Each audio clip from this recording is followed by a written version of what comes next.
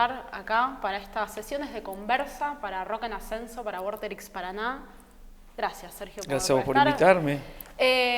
Bueno, un poco como veníamos hablando antes de empezar la entrevista, yo quería empezar con lo último, casi lo último, que es con Odio, que es tu último disco, que sí. Entiendo que lo editaste este año, es decir, lo grabaste en los peores momentos de encierro, ¿sí? Quiero saber si lo compusiste en los peores momentos de encierro y lo editaste este año.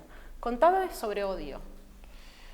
Ese proceso fue así, tal cual como lo dijiste. Yo no soy un compositor que pueda tener 10, 15 canciones en un año.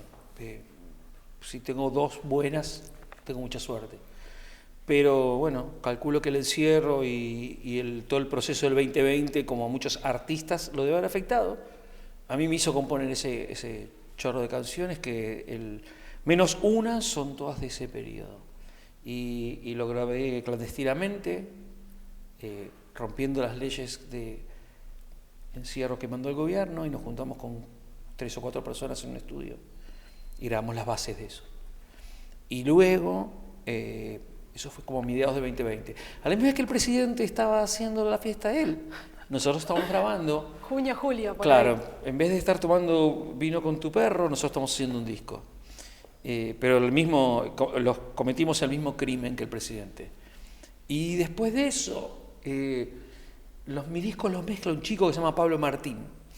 Pablo Martín es un amigo nuestro que vivió acá en Buenos Aires en los 80 y ahora vive en Nueva York y toca una banda que se llama Tom Tom Club, que son son Talking Heads, la bajista, el baterista, y él mezcla mis discos en Nueva York. Entonces él es re importante en ese proceso, y todo ese proceso terminó en marzo del 2021.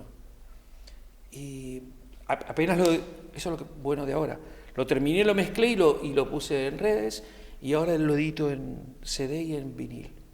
Sí, sabía que tenías pensado editarlo en CD y vinilo. Ahora, yo quiero como ir a una parte como un poco más al hueso, ¿sí?, del disco. ¿Cómo fue el momento, digamos, porque vos venías, si bien no eran todas canciones propias, además venías de otro disco del 2019, de Rothman, y digo, ¿cómo fue el momento donde dijiste, bueno, empiezo a componer? ¿Cómo empezaste a escribir este disco? Eso quiero saber, el momento que tomaste... Ahora, no sé si se toma una decisión para empezar a componer un disco, pero... Como te decía antes, no es mi caso. Yo creo que los compositores sí. El tipo que trabaja de compositor, ¿viste? Sabe, bueno, hoy voy a hacer una menor y de la menor voy a hacer fa y ahí le meto un disminuido. Es otro laburo, yo no hago eso. Yo tengo que tener algo que quiero decir. Y vos sabés que no sé qué hicieron ustedes en los primeros meses de pandemia, pero nosotros tenemos una casa donde está nuestro hijo, tenía un cuarto abajo. Nuestro cuarto está en un pequeño semipiso arriba y en una terraza. Entonces mi bebé estaba en este cuarto, mi hijo ahí abajo, y yo me trepé en la terraza. Y así pasaron como 2 meses. No se acuerdan ustedes, pero fueron días muy locos. Lo que fue fin de marzo, abril.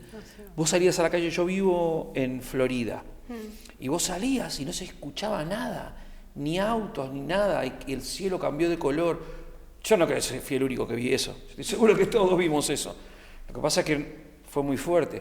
Y en ese periodo fue que hicieron esas canciones. Y el disco se llama Odio, porque es el único sentimiento que yo estoy convencido que puedo sentir. El amor, la piedad, no sé. Pero el odio me parece que es algo que el ser humano siente naturalmente, lo cual no es una muy buena noticia, por lo menos para mí. Y en ese periodo tenía una bronca. Una bronca, porque yo decía, ¿por qué estamos todos metidos acá? ¿Qué está pasando? Porque unos chabones que siempre hicieron cagadas nos dijeron, ¿por qué? Y bueno, me dio mucho odio. ¿Sentías que era como un momento medio surrealista? ¿No te pasó eso? Sí, a mí sí. Que era como surrealista, decía, tenías que ir hasta el mercado, y a una época que no estaban obligatorios los barbijos. Tú vos caminabas por la calle y la gente que iba por la calle como que no sabía cómo relacionarse. Ibas a la actividad de hoy, voy al chino y vuelvo. La verdad es que no se podía hacer nada, salvo 3 o 4 que trabajaban esenciales, los demás estamos así, sí, en la casa viendo Crónica. El transporte público ya era como algo no medio podía, de karate. La verdad es que no podía, al principio no se podía. Lo que pasa es que pasaron tantas cosas tan rápido que no se podía. Entonces era estar en tu casa y pensar y pensar. No me copó nada. Sin embargo, salió un disco que para mí, por momentos, tiene como momentos bastante luminosos. No sé si positivos sería la palabra, pero sí como luminosos. Y invitaste 5 guitarristas, entre esos me acuerdo de Hernán Espejo, Ariel Minimal. ¿Por qué tomaste esa decisión de hacerlo de esa manera, de grabarlo de esa manera? Bueno, hice la misma base, o sea, bajo y batería. Y después me pareció que lo podía pintar de diferentes formas. Y me parece que fue un buen ejercicio. Y tener diferentes personas adornando la canción. Pero son canciones muy breves y muy directas, no son canciones que requieran de una gran técnica. Pero yo sí tengo amigos que tocan la guitarra muy bien.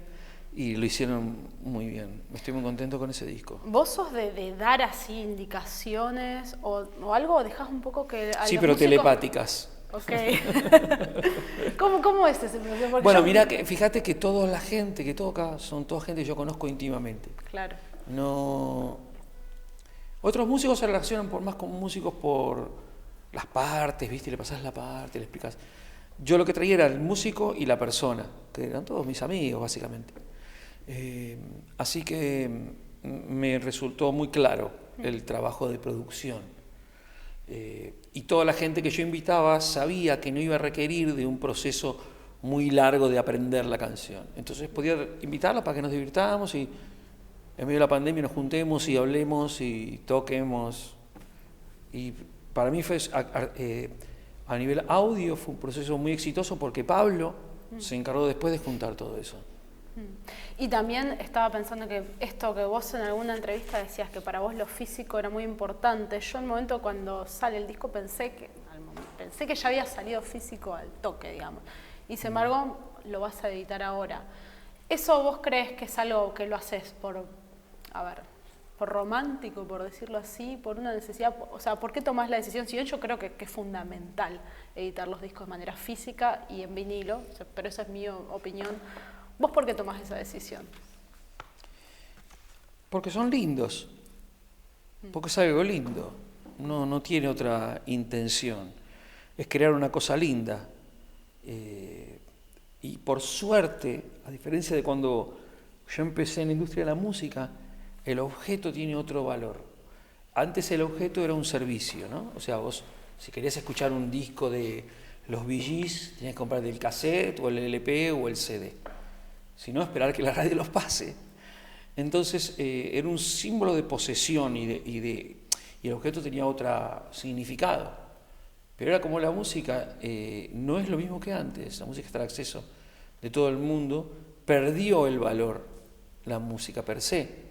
Porque si vos podés tener todo lo que quieras todo el tiempo, sí, no es lo mismo que vos tengas que hacer un trabajo en conseguirlo. Entonces hoy en día es el objeto, es el placer de ser un objeto lindo nada más. Es como vos decías en una entrevista, es como un commodity. La música tiene un factor como si fuera un servicio cualquiera el cual vos pagás. Petróleo, no sé, la industria de la leche, lo mismo, algo que se hace. Pero yo creo, en los pocos años que lleva, te está afectando un poco a la música.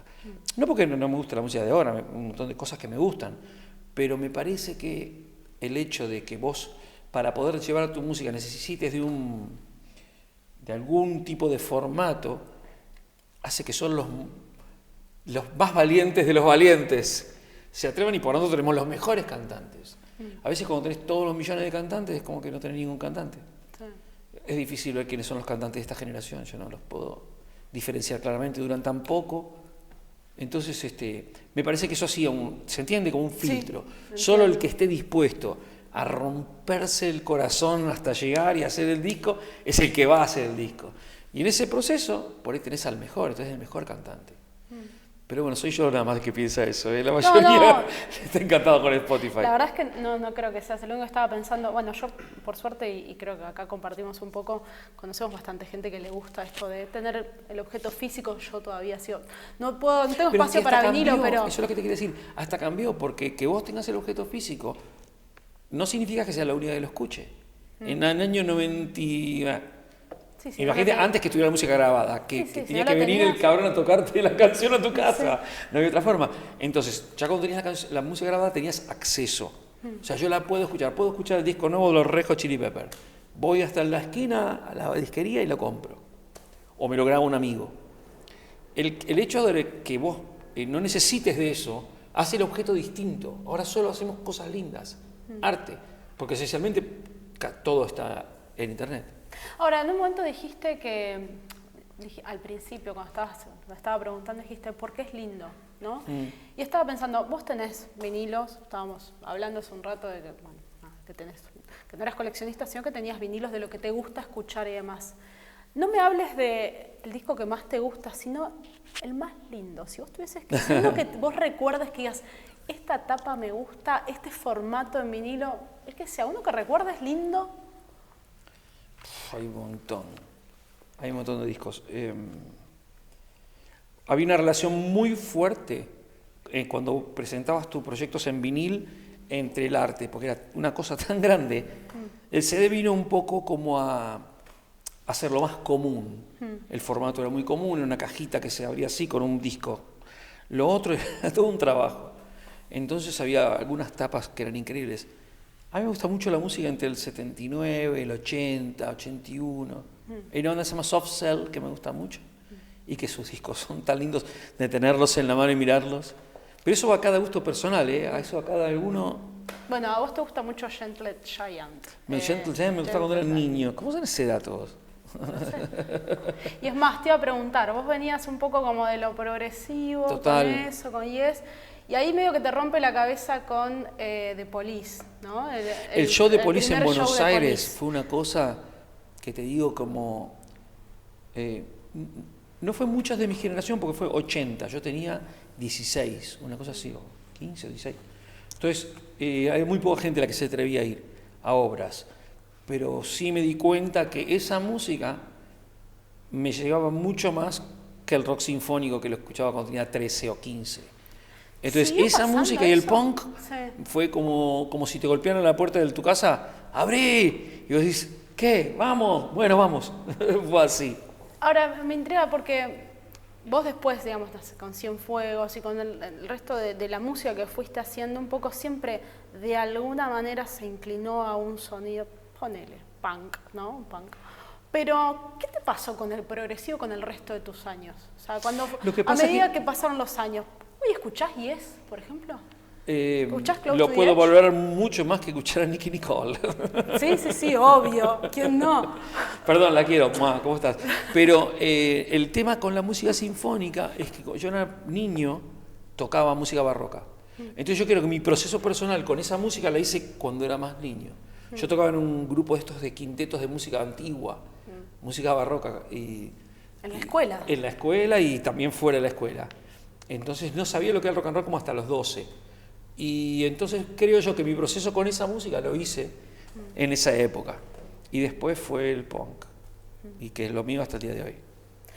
Y te hago una pregunta, no te escuché hablar nunca de, me voy a ir un poquito para atrás solamente para saber tu opinión, de Allman Brothers, Johnny Mitchell,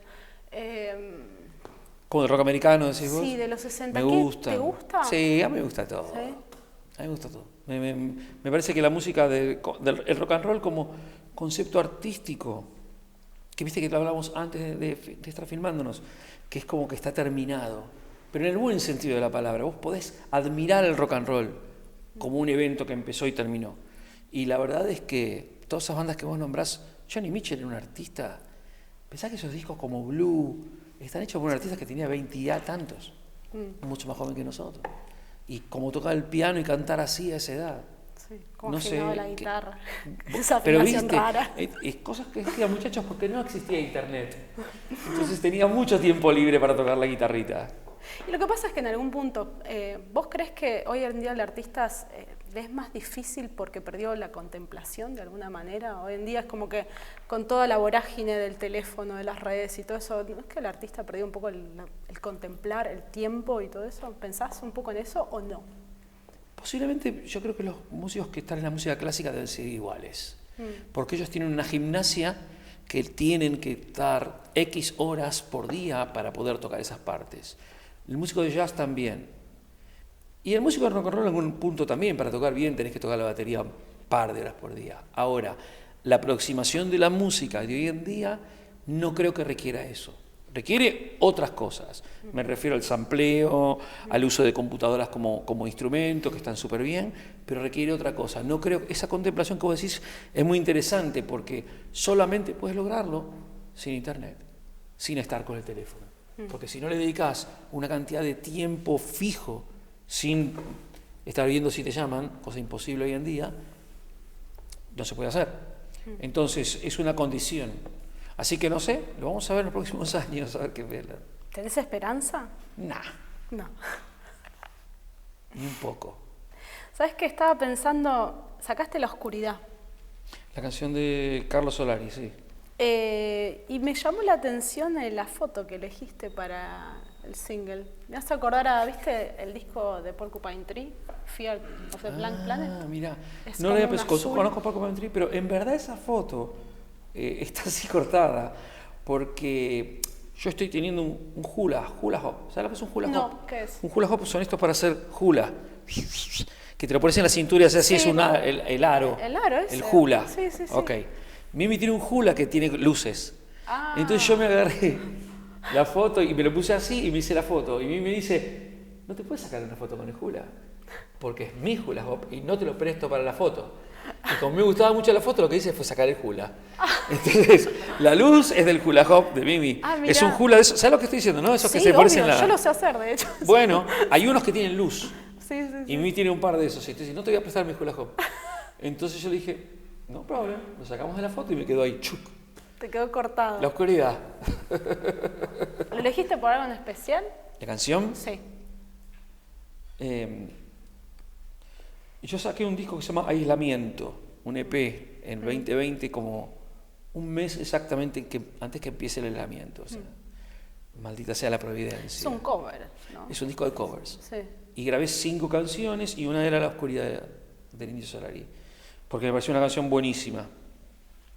No me acuerdo ni cómo la escuché, creo que hasta por la radio, una cosa así tan primitiva como eso. No conocía la carrera. Yo conozco a sus canciones y conozco su música, pero nunca fui de tener sus discos. Ni fui muy ricotero tampoco. Pero la canción me pareció brutal, pero me pareció que no tiene nada que ver. ¿Cómo voy a sacar un tema del Indio Solari? Me parecía como demasiado. ¿Por qué? Obvio, ¿Mucha obvio. responsabilidad te parecía? No, me parecía como que no lo necesitaba, que el tipo es un artista activo. Los otros grupos que estaban ahí eran grupos como de otra época. Y un año y medio después, Pablo Martín me lo envió y me dice, mira lo que hice. Y la mezcló y la bajó de tempo. Por eso era muy extraña esa mezcla. Está bajada de tempo, es muy raro lo que hizo él. Muy bueno.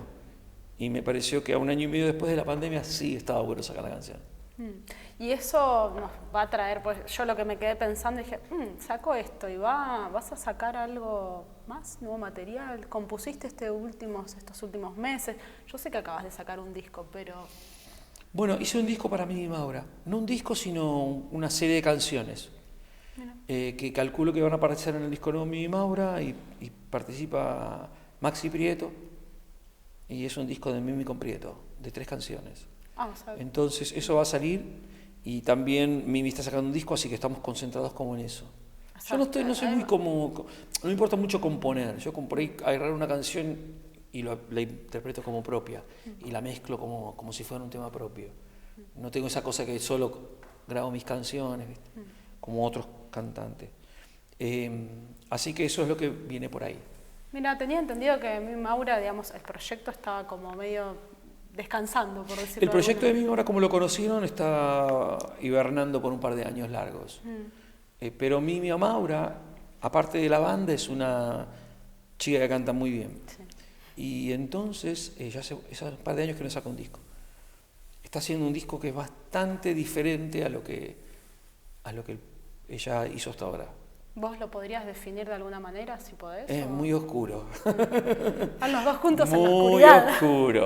Muy oscuro y en un proceso muy dramático. Yo creo que les va a gustar. ¿Un poco teñido por esto, lo que te pasó a vos, o por ahí por otro lado? No, es un proceso de ella que empezó mucho antes. Ella, en el 2019, celebramos los 20 años de Mimi Maura, y ella me dio a entender, y me lo dijo, que ya por un tiempo ya estaba esa forma de acercarse a la música. Y a mí me pareció bien. Habíamos hecho un grupo que se llama El Siempre Eterno, Claro. y otra banda que se llama Los Sedantes, como proyectos alternativos o paralelos de lo que hacemos, y me parece que ir por ese lado le interesó más. Así que cuando salga ella te va a contar para qué lado se fue. Bueno, me gustaría. ¿Sabes que me quedé pensando que vos dijiste en un momento que El Siempre Eterno en alguna entrevista como que tenías ganas de que vuelva a tocar? ¿Puede ser? Sí, bueno, lo que pasa es que ¿qué harías vos ahora con la situación que estamos? Yo no sé qué hacer. Yo no sé si hacer un proyecto para salir y pensar y tocar, no tocar nunca, porque supone que no se puede tocar, pero se puede tocar, pero no se puede tocar. Pero se puede tocar a veces a 1 metro de la otra persona, Claro. pero cuando te sentás te puedes sacar el barbijo, pero estás parado no. Claro. ¿Qué sé yo? No sé. Es muy surrealista, como habíamos dicho al principio, ¿Viste? ¿no? Me Y parece. vos streaming no hiciste. ¿Qué opinás de eso? ¿Te coparía, no te coparía hacer algo ¿Perdón? así? Hacer streaming, eso de esas transmisiones en No, vivo. me parece que duró muy poco eso, ¿no es cierto? Sí. Fue un intento de continuar, de continuar la vida como si no fuera necesario estar uno frente a otro. Y duró, ¿qué? 4 meses. ¿Quién paga ahora tickets por ver en streaming? Creo que nadie, o me parece que no fue una cosa que está hecha institucionalizada, ¿no? ni nada. Fue un intento de seguir comunicados sin vernos, pero eso es imposible. Y ahora te voy a preguntar algo sobre los shows en vivo, vos dijiste que ibas a tocar en Niceto. Sí, ves un show a fin de año. Algo que habías dicho en un momento es, nunca voy a sacar un disco solista, nunca voy a reunir a Cienfuegos, y en alguna entrevista dijiste que habías tocado en Niceto para empezar y que no te había gustado para nada los primeros 2 shows solistas. Claro, Ahora porque volvés a Niceto, además contame. es mi casa, porque es Sí. donde toda la carrera nuestra la hicimos, pero los shows que hice solo no me gustaron los shows de ese momento. Se ve que di por sentado una situación que nunca queda por sentada, y es que vos cuando empezás un proyecto tenés que empezar en lugares pequeños tocando para poca gente. Todos los proyectos que yo había hecho hasta ese día, Cienfuegos, Mimi Maura, Fabuloso Cadillac, Totu Muerto, todos habían sido empezando para poca gente. Y por una decisión totalmente estúpida de mi parte, dije, cuando haga un disco de Summer Rodman, que es algo que dije que nunca iba a hacer, voy a presentarme en un sitio para 1.500 personas. Error. Entonces, Todo lo que no. claro, y entonces para mí fue un fracaso gigantesco. No, vino un montón de gente, pero yo la pasé mal en los 2 shows de principio a fin. Entonces, estos shows que estoy haciendo en Stramer ahora, 1 año y medio después de esos, o casi 2 años, están mucho mejor. Toco sentado para 50 personas, como tiene que ser un artista cuando empieza un proyecto nuevo. Y te sentís más cómodo. Uf, full. Bueno, ¿y qué tenés entonces ahora? Me dijiste que tenías 4, puede ser que vas a hacer uno. Voy a hacer los Stramer estos este mes de septiembre, que son 4, 5, ya hice 1, 4 más, y después voy a presentar mi disco en Niceto, pero habiendo hecho los Stramers antes. Ok, vas a estar más afilado, así Pero o vas a nena, estar más claro, uno confiante. se da cuenta, porque por eso uno tiene tantos años en este arte. Yo me doy cuenta, ¿viste? Porque me doy cuenta y esto me sirvió para entender cómo tengo que presentar, qué quiero decir con las canciones y qué repertorio quiero hacer. Eso fue muy importante. Ahora con Odio me permite tener un repertorio grande para tocar en vivo. No tengo que recurrir a temas de los Cadillacs, ni a de Cienfuegos, ni nada. ¿No tenés que recurrir porque vos no querés o qué? Porque cada entidad artística tiene su propio lugar. Puedo tocar alguna canción, pero necesito tener un repertorio que sea de ese momento, para poder expresarlo bien. Si no, es extraño, porque por más que sean mías las canciones, toco un tema de los Cadillacs, por ejemplo, pero la gente no sabe que es mía, la gente lo escucha cantar por Vicentico. Claro. Entonces es como, mejor tener tus canciones que la gente sepa que las cantaste vos, y son las tuyas. Claro. Y hablabas de esto, de que sos un artista, bueno, obviamente tenés un montón de bandas, muchísimos años tocando. Y hay una entrevista donde vos decías que con los Cadillacs tenías las anécdotas más divertidas. Y me interesaría una que te acuerdes que no sea cuando conociste a Mimi Maura, que ya la sé, y que estaba Ok. en Harry, otra. Pasa que Alguna que te acuerdes. Cadillacs fue mucho Disneylandia. O sea, nosotros no había gente como nosotros, antes de nosotros, que uno podía ver lo que le pasaba. Entonces, todo el tiempo eran anécdotas. A nosotros nos pasaron cosas muy increíbles, como tener la suerte de tocar con muchos artistas que eran nuestros referentes, claramente, en un momento que ellos estaban muy activos y nosotros también. Nosotros, más que una anécdota, yo te diría que todo el proceso de Rey Azúcar es todo el tiempo una anécdota. Porque decís, no me puede pasar algo más grosso. Y grababas con Mick Jones de los Clash. Pero ahora no puede pasar como bueno, grabamos con Debbie Harry. Sí. Y todo ese proceso, con los Cadillacs siendo número 1 del mundo, una cosa del ego espectacular. Así que más que una anécdota, te voy a recordar todo el proceso de grabación de Rey Azúcar, 1994-95, después de Matador. Yo creo que me podía morir perfectamente después de eso. Ya está. Y eso fue hace 20 años atrás. ¿Y hay algo que te genere como cierta nostalgia? ¿Te gustaría por momentos volver a esos lugares o con eso ya estuvo bien? Pues ya lo hice. Ya está. Si no lo hubiese hecho hubiese querido volver, pero como lo hicimos, no. Lo interesante del rock and roll como forma de vida y como arte en sí mismo es que está sucediendo, está terminando, pero está terminando ahora. Entonces, otras artes son más actuales o ya perecieron. En cambio nosotros no se sabe qué va a pasar. No hay muchos rockeros. Paul McCartney está vivo todavía. Recién estamos empezando a morirnos. Entonces, es interesante ver el tipo de vida que llevamos. No sucedió nunca antes. La guitarra eléctrica con la batería no existía antes. Ni se tocaba así, ni la distorsión. Entonces, cosas que son del rock and roll no pasaron antes. Así que lo estamos viviendo hoy en día. Es un buen momento para nosotros, artísticamente. ¿Es un buen momento para el rock and roll? Como arte sí, como vida día a día, ni para rock and roll ni para nadie. No, bueno, viste que a veces hay algunos que dicen que hay como un concepto de que el rock murió y todo eso, pero bueno, es como medio... Vamos a ver. Yo no creo. Es muy probable, pero vamos a ver. Porque la música para mí no muere, digamos, para mí es una cuestión de que evoluciona. Pero ¿sabes lo que pasa? Entras en un proceso de verlo con nostalgia, como algo que ya pasó, que ya no es del día a día. Igualmente está sucediendo todavía, no sé, vamos a ver. Bueno, Sergio, nada, con esto cierro la entrevista. La verdad es que me quedaría 1000 horas hablando, pero bueno, el tiempo en algún punto es finito. Por suerte, si no, imagínate qué tortura. Así que bueno, muchas gracias por estar acá.